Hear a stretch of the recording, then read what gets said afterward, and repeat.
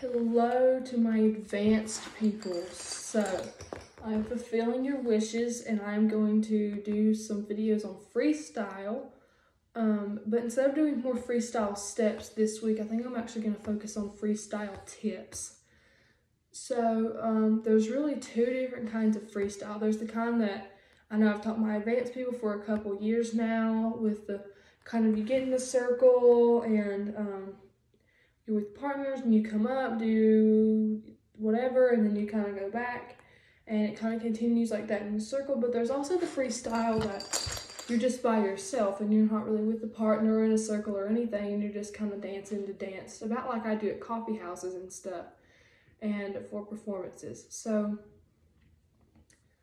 for both of those types, they honestly are different because it kind of depends on the circumstance. Because sometimes you're going by yourself, sometimes you're with other people, like I was saying. So, how you kind of start is a little bit different. For me, when I'm by myself, they always play, and I'm probably gonna say this wrong, they play like little da-na-na-na-na-na-na-na-na-na, and I'm pretty sure it's called like the Four Potatoes or something. And the best way that I always start is with something like a drag slide. So you kind of that, something that just really goes along with that, or even like a shuffle, like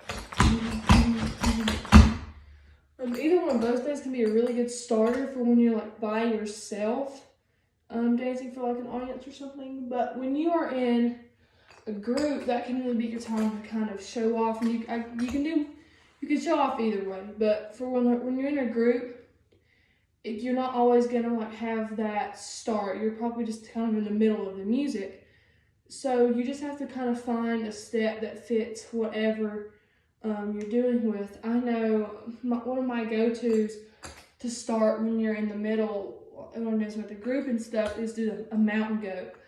And a mountain goat is double, out, in, rock, up. And it's really fun. So any kind of like 8 count thing, that's a 4 count step. Any kind of 4 or 8 count step is really good. Anything really showy, something that just matches really well. A lot of faster steps can get a lot of detailed steps can get really, really hard fast, and they don't sound as good. So if you're using some more of your faster, more detailed steps, you have to make sure that they sound really good. So book basics, for instance, if you can really do them fast in time, then they sound amazing. But if you can't, then I don't necessarily recommend it, because it can sound like a train wreck. And some of the stuff that I was always taught when we first started freestyle is to just pick a step, any step that's showy. If any of my beginners happen to be watching this, it can be something as easy as the rocking chair. That's what we were always taught. And pick any step. So it could be the mountain goat I was doing. It could be a Samantha. It could be a Scotty. Anything you guys would want. You just do the step, and then like 2 basics in between, and then do the step again, and then the basics in between. You just kind of continue that for a little while until your turn fades. So a lot of question I get is a lot of people don't quite understand like counts. In my personal opinion, the best way to, when you're in a group, to do freestyle counts is you come up with 4. So that's kind of I think that's my beginner thing for when in groups, is the mountain goat with the 4 count step.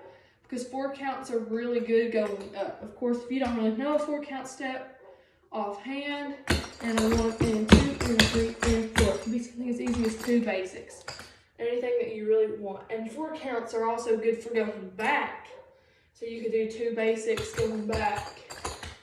Anything that's like 4 counts and then you can like move with really well, that really works awesome for freestyle.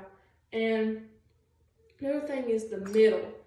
So I think the middle part is what confuses everyone the most. It kind of depends on how long the song you're doing is. So it can be anywhere from like 8 to 16, 24. 24 is kind of odd, but anything in that range, honestly. 24 is not hard. It kind of depends. I think 16 is a really good basis.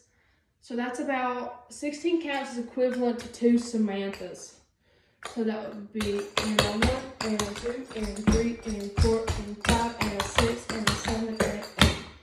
And that's also how to count. So anything that you do, that's how to count, is and a 1, and a 2.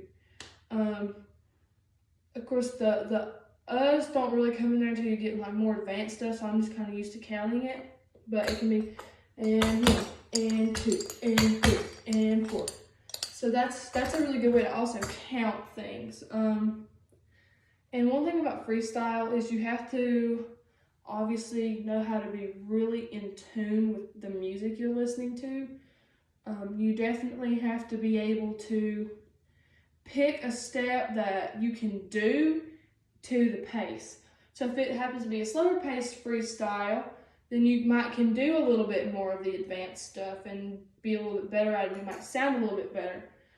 If it's a faster pace, then you can do even something that's like basics at a faster pace looks pretty good.